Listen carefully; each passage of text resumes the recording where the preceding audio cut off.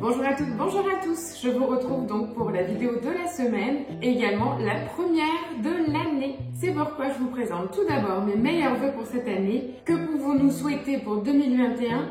Une année peut-être un peu plus simple, un peu plus légère. Pourquoi pas avec plus de vie conviviale, ce serait quand même bien un petit peu de vie sociale. Moi, ce que je vais vous souhaiter avant tout, et sur la chose sur laquelle j'ai la main, c'est une année pleine de gourmandise.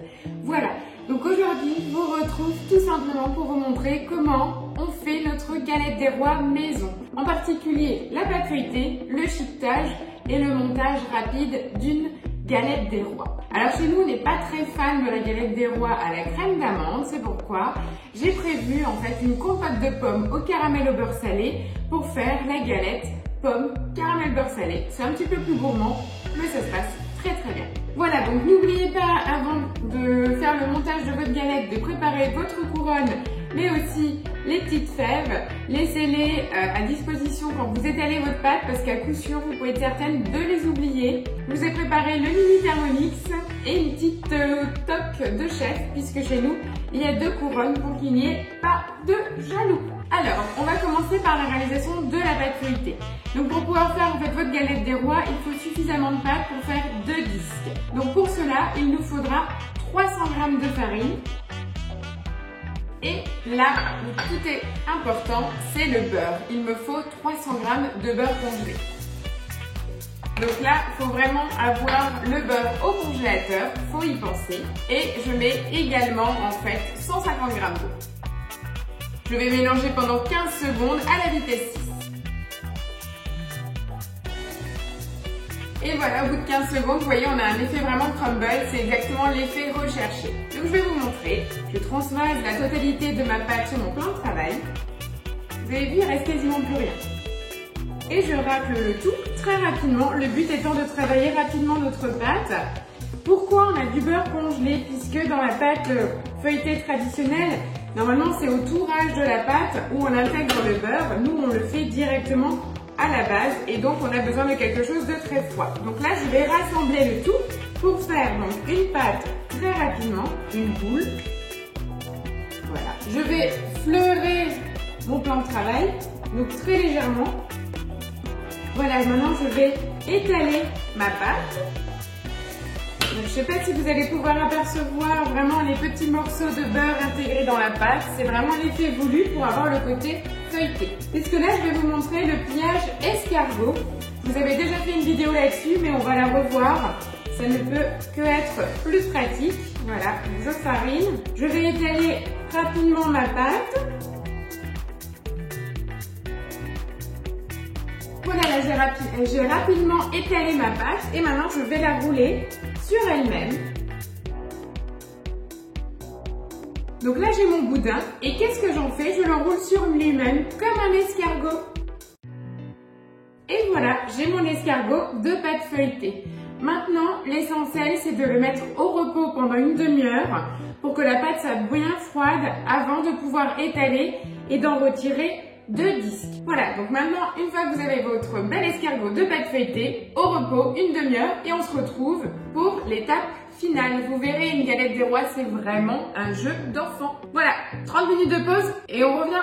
Voilà, donc après une demi-heure de pause, je retrouve mon escargot de pâte feuilletée. Donc pour l'étalage, pensez bien à le garder parallèle à votre plan de travail, tout simplement. Et à partir de là, on va l'aplatir et l'étaler.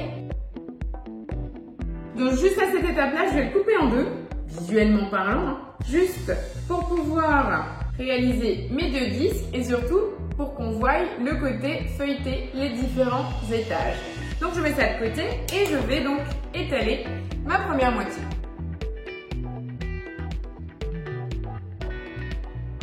Voilà, donc après avoir étalé ma pâte, j'ai pris tout simplement le fond d'un moule à gâteau, vous savez, charnière. J'ai pris le fond juste pour avoir la taille du disque, que je pose sur ma pâte feuilletée et je prends le dos de mon couteau pour découper ma pâte, tout simplement. J'ai donc obtenu mon premier disque que je vais retourner et poser sur ma plaque à trous. Voilà, vous pouvez le maintenir au frigo le temps d'étaler la seconde pâte. Donc avec les restes de pâte, surtout ne les mettez pas en boule, vous les repliez pour reformer en fait l'escargot et faire toujours les différentes couches. Et donc je recommence l'étape 2 pour le deuxième disque. Et voilà, je reproduis la même chose une seconde fois.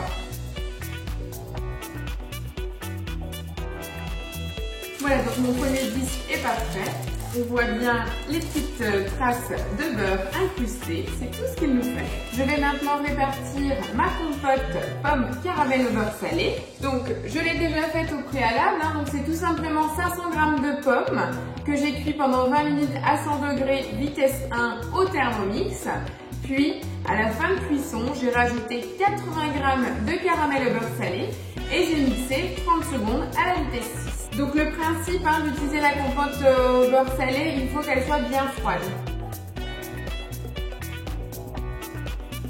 Voilà, on essaye de répartir au milieu. Donc vous voyez, j'ai bien laissé un bord à peu près de 2 cm, c'est tout à fait normal. Sur ce bord-là, je vais d'abord prendre mon pinceau avec un petit peu d'eau, tout simplement pour mouiller les bords, puisque je vais poser mon deuxième disque de pâte feuilletée dessus, ça va permettre de les coller. Et je vais mettre donc de l'eau et pas de l'œuf, comme ça en fait mes deux disques vont coller. Je vais vous expliquer ça. Voilà, je vais superposer mes deux disques, ils vont être collés, mais la pâte va pouvoir quand même se lever sur les côtés. Et ça c'est hyper important. Donc maintenant que j'ai mouillé mes deux côtés, avant de mettre mon deuxième disque, n'oubliez pas de mettre vos fèves. Donc pareil, le conseil, mettez-la bien nos bords, tout simplement, puisque si on la met trop au milieu, quand vous allez couper, vous risquez de couper dessus. Voilà, je les mets à 6h et à midi, c'est plus facile. Donc mon deuxième disque est juste là. Donc pensez toujours à retourner votre disque. Voilà. Je prends le second et je le pose directement dessus. Donc ils ont le même diamètre. Et je vais appuyer avec mon doigt pour bien coller mes deux disques. Et une fois qu'on en est là, il y a deux étapes. C'est-à-dire, on va devoir faire le décor sur le dessus et faire le chiquetage, c'est-à-dire la décoration sur les bords. Vous avez différentes options. Le mieux est toujours de prendre le dos du couteau pour vous aider sur les côtés. Autre info, donc on va faire notre déco. Mais avant de faire notre déco, c'est maintenant que vous allez devoir dorer. On dore toujours d'abord et après on fait la déco. Parce que si vous faites votre déco et vous mettez votre dorure dessus, en fait le jaune d'œuf va combler les petites stries que vous allez faire. Donc, une fois qu'on a bien soudé avec les doigts nos deux disques, d'accord? On va prendre notre pinceau, notre jaune d'œuf, et on va dorer, donc on va dorer tout le dessus. Conseil, pour justement pouvoir permettre un beau développement de votre pâte feuilletée, surtout ne pas dorer sur les côtés. On dore vraiment que le dessus. Si vous dorez en fait sur les deux côtés, vous avez vos deux disques comme ça, si vous dorez sur cette partie-là, les disques vont rester collés, elle ne pourra pas gonfler. Donc moi je vais dorer que la partie du haut et ça va pouvoir gonfler.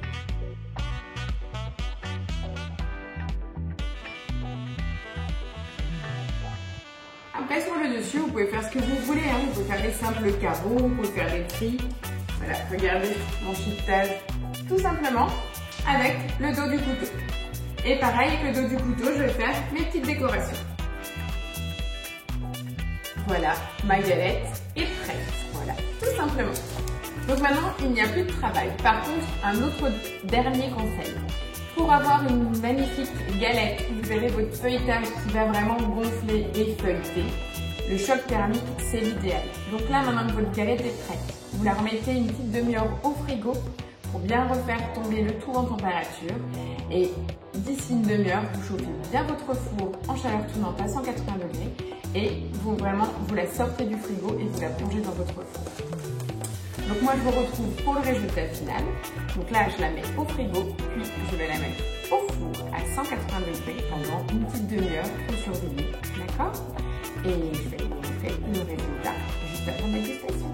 Et voilà, je vous retrouve donc après la cuisson. Donc je vous rappelle, une fois qu'on avait dressé l'ensemble de la galette, je l'ai mis une demi-heure au frigo pour créer le choc thermique. J'ai préchauffé mon four en chaleur tournante à 210 degrés. J'ai donc sorti ma galette du frigo et plongée dans le four chaud pendant un quart d'heure à 210 degrés et 20 minutes à 180. Et voilà ma magnifique galette. Vous avez vu le chiquetage comme ça marche bien? Ça nous permet d'avoir un bon gonflé, une très belle épaisseur. Voilà. Vous avez vu vraiment très peu de travail. J'espère vraiment que ça vous donne envie de tester votre propre galette des rois. N'hésitez pas, cette base de pâte feuilletée peut être utilisée également pour toutes les tourtes salées ou autres chaussons aux pommes, petits feuilletés apéritifs. N'hésitez pas, partagez-moi vos retours et vos photos. N'oubliez pas de liker la vidéo et surtout de la partager. Allez, je vous dis à la semaine prochaine pour une nouvelle vidéo. Ciao, ciao!